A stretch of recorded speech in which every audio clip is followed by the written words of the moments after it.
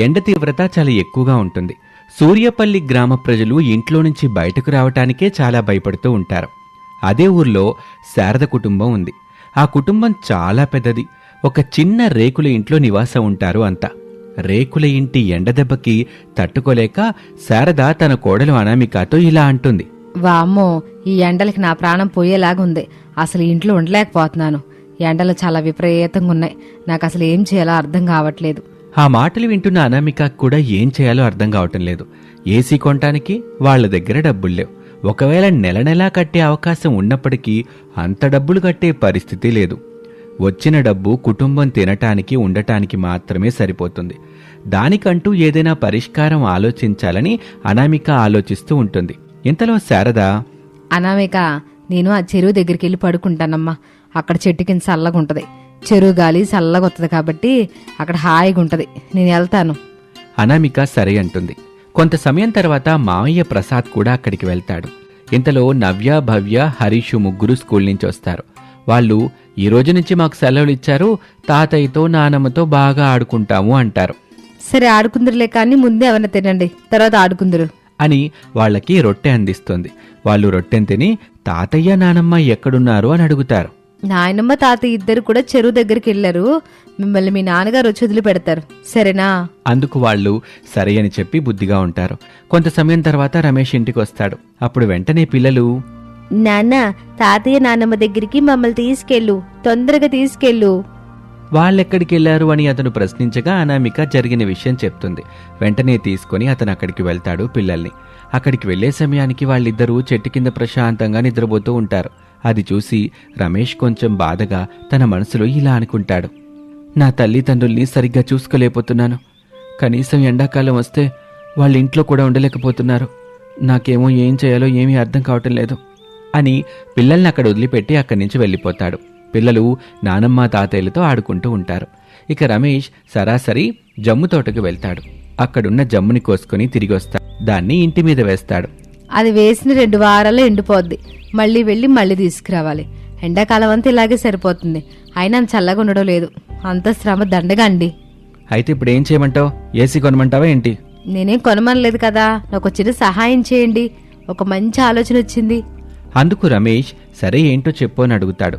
అనామిక పచ్చగడ్డి ఎండుగడ్డి రెండూ తీసుకురండి అని చెప్పటంతో రమేష్ సరే అంటాడు.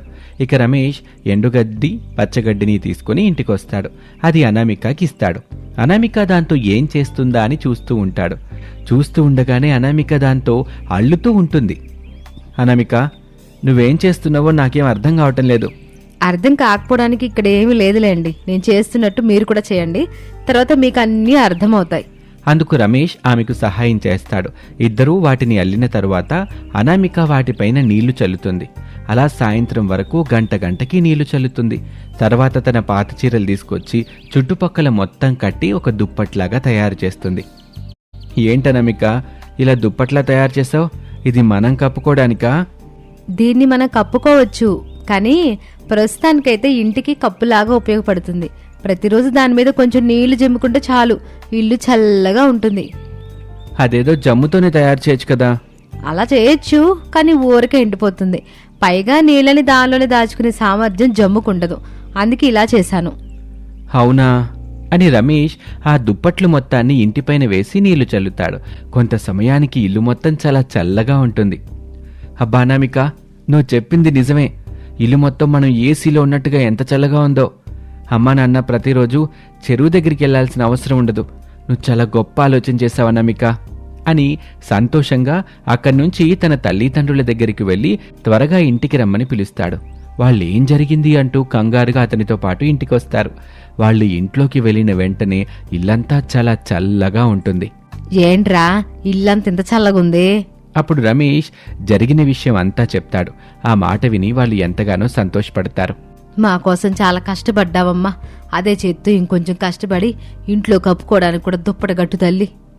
తప్పకుండా కుడతాను అత్తయ్య అని అనామిక సమాధానం చెప్తూ ఇక అత్తగారు కోరినట్లుగానే మొదటి రోజు ఉదయాన్నే నిద్రలేచి తానే స్వయంగా గడ్డి కోసుకొచ్చి దుప్పటి కూడా తయారు చేస్తుంది. కొంత సమయం తర్వాత ఇంట్లో వాళ్ళందరూ నిద్రలేస్తారు. అప్పుడు అనామిక వాటిని తీసుకొచ్చి, అత్తయ్య, మీరు చెప్పినట్టుగానే గడ్డి దుప్పటి కూడా తయారు చేశాను. ఈ రోజు రాత్రి దీన్ని ఉపయోగించండి. ఎలా ఉందో నాకు రేపు చెప్పండి. అందుకు శారద సరే అంటుంది. ఆ రోజు ఇంట్లో వాళ్ళందరూ ఇంట్లోనే ఉంటారు. ఎందుకంటే ఇల్లు చాలా చల్లగా ఉంటుంది. పిల్లలు కూడా ఇంట్లో సరదాగా ఆడుకుంటూ ఉంటారు. ఆ రోజు రాత్రి అందరూ నిద్రపోతూ ఉంటారు. అత్తగారు దుప్పటి చాలా అద్భుతంగా ఉంటుంది. ఆమె ప్రశాంతంగా నిద్రపోతుంది. మరుసటి రోజు ఉదయం అత్తగారు చాలా ఆలస్యంగా నిద్రలేస్తారు. ఆమె నిద్రలేవటంతోనే, అనామిక, ఈ దుప్పటే నిజంగానే చాలా అద్భుతంగా ఉంది. నాకు ఎంత బాగా నిద్ర పట్టిందంటే నేను ఇప్పుడు ఇంత బాగా నిద్రపోవాలా. ఈ దుప్పటి అద్భుతంగా ఉందనుకో. చాలా కృతజ్ఞతలు అత్తయ్య. నేను అసలు అంత బాగా పనిచేస్తుందని ఊహించలేదు. ఇక ఈ ఎండాకాలమైనా మనం భయపడాల్సిన అవసరం లేదు. మనకంటూ ప్రశాంతంగా ఉండడానికి అవకాశం ఉంది కదా అని చెప్తుంది.